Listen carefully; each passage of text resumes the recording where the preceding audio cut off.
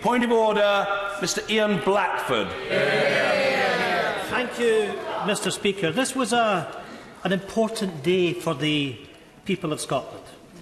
The House has just agreed to a series of sweeping amendments to the EU withdrawal bill made by the Government in the House of Lords, which fundamentally changes the devolution settlement on these islands, changes for which the Scottish Parliament has expressly withheld its consent.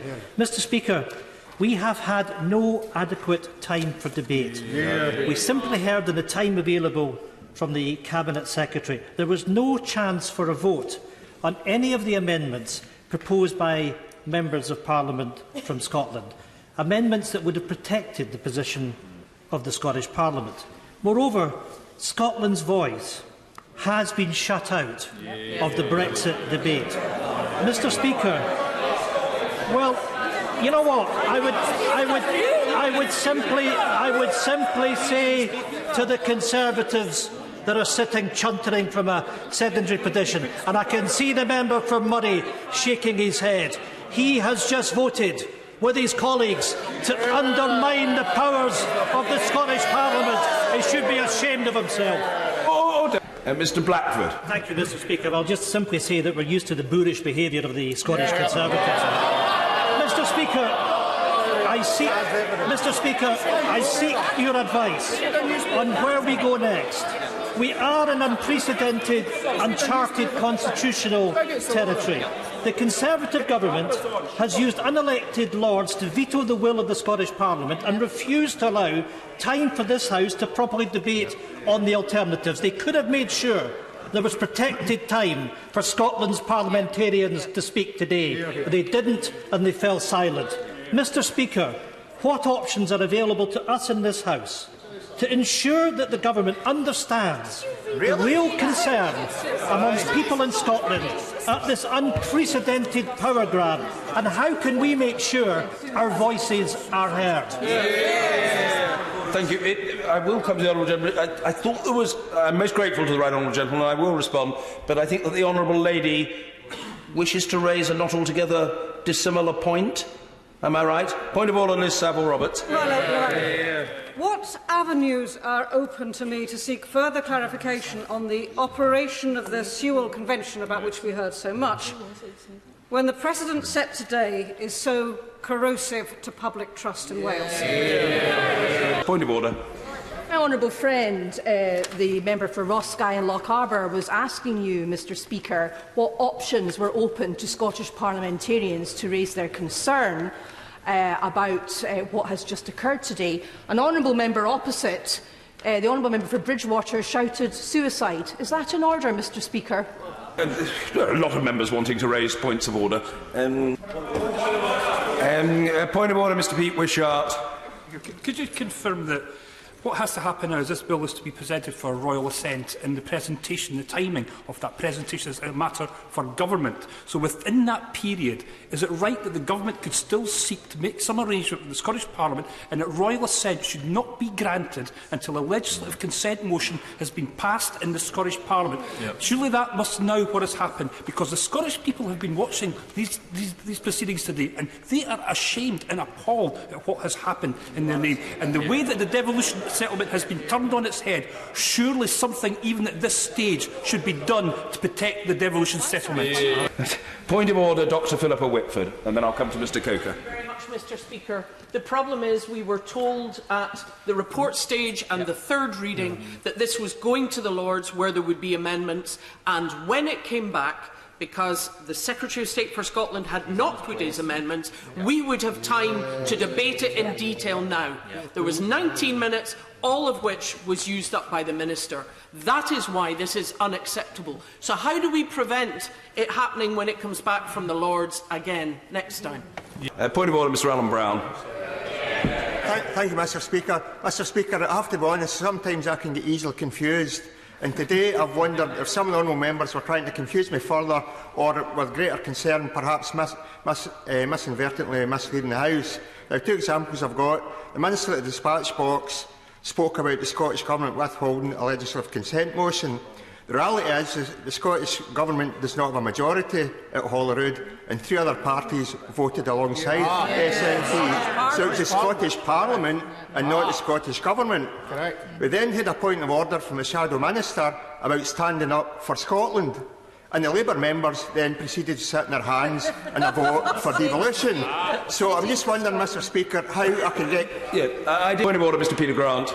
Thank you, Mr Speaker. Earlier on, the Cabinet Office Minister gave an assurance to the House that the new powers being taken by the Government over the devolved nations would not normally be used against the consent of those devolved parliaments. He used almost exactly the same words are already enshrined in the Sewell Convention, which the Government have cast aside today by whipping their own MPs to vote against it. So what steps are there available to members of this House, having heard assurances by the Minister, who having in some cases possibly been persuaded on how to vote by those assurances, what means are available to members to make sure that those assurances are not cast aside with the same impunity as assurances that were in the Sewell Convention, or indeed the assurances were given previously by the Secretary of State for Scotland in early stages of the debate?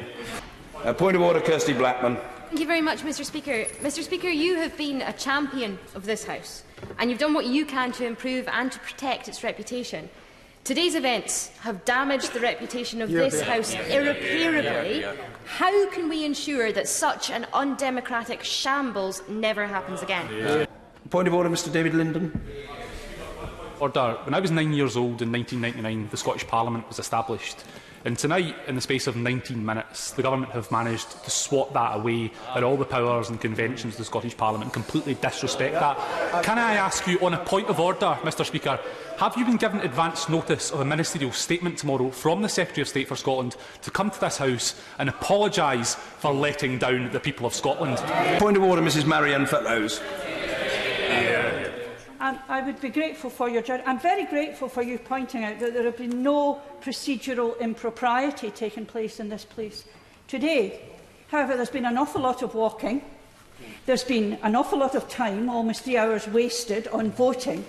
Could I ask the Speaker if it would be possible very soon to introduce electronic voting in this House, so that affairs that happened this afternoon that meant that Scottish members had no opportunity to speak against the devolution amendments would then have more time? Point of order, Drew Hendry.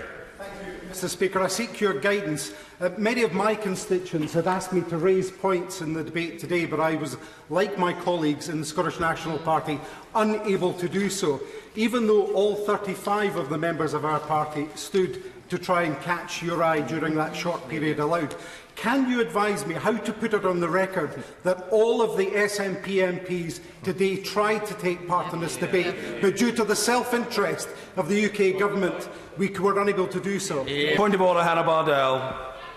Mr Speaker, whilst I have huge sympathy for him and for the defence of this place and its procedures, would he not agree with me that the public looking on, not just in Scotland and across the UK, but across the world, will be looking at our procedures and laughing, because it is very clear that they are inadequate, that the devolution settlement in Scotland and other parts of the UK is being read roughshod over? And would he not agree with me that the points about changing the procedures of this place are in grave danger of closing the gate after the horse has bolted? Point of order, Patricia Gibson. Mr Speaker, given that it was open to the Government to protect time to properly debate and vote on matters of importance to the devolved governments, do you agree with me, Mr Speaker, that what has happened today shows the utter contempt that the benches opposite the Government has for the democratically elected will of the Scottish Parliament and the power grab that is now going to ensue? Point of order, Alison Thewlis. Mr Speaker. Mr Speaker, perhaps you can advise. Members opposite were suggesting that members on this side of the House had been wasting time by calling votes. Now, Mr Speaker, there were over 100 amendments put. There were not 100 votes.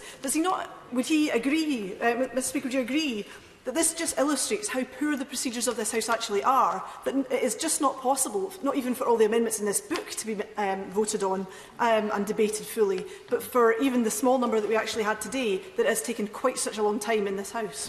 Point of order, Mr Stephen Gethins. Mr Speaker, it's 20 years since this place passed the Scotland Act, which means that we had less than 1 minute of debates to make the greatest changes to that Act since it was passed. Now, the Secretary of State for Scotland, who is in his place, made a commitment to bring changes to Clause 11 to the House of Commons. Will he make a statement on whether 19 minutes was adequate, Mr Speaker? And Mr Speaker, do you think that there are ways that we can make the Secretary of State more accountable? And how do you think this compares with democracy in other European institutions? Point of order. Yeah. Don't worry, Mr Doherty Hughes, you have an audience. First of all, can I congratulate you, Mr Speaker, Yeah. for staying in the chair? And it seems that we both studied comparative politics at the University of Essex. Maybe I've got a selective memory as you about it. Maybe you can set me straight in terms of the constitutional position of this House and its relationship to the Parliament of Scotland, in terms of the historical narrative that we are seeing played out here today, in relationship to that other place. There are members of that other place, such as the Archbishops and the Bishops of the Church of England, who would have seen have had greater time and ability, unelected and unrelated to the National Church of Scotland, where we have no episcopacy in the governance of Scotland. Yet the Parliament of Scotland's will not to give a consent motion has been rejected, and that the majority of Scotland's elected constitutional constituency MPs have been unable to engage. I am sure you will agree, Mr Speaker, that that is the constitutional position of this House, and I must say for Scotland it reflects very badly.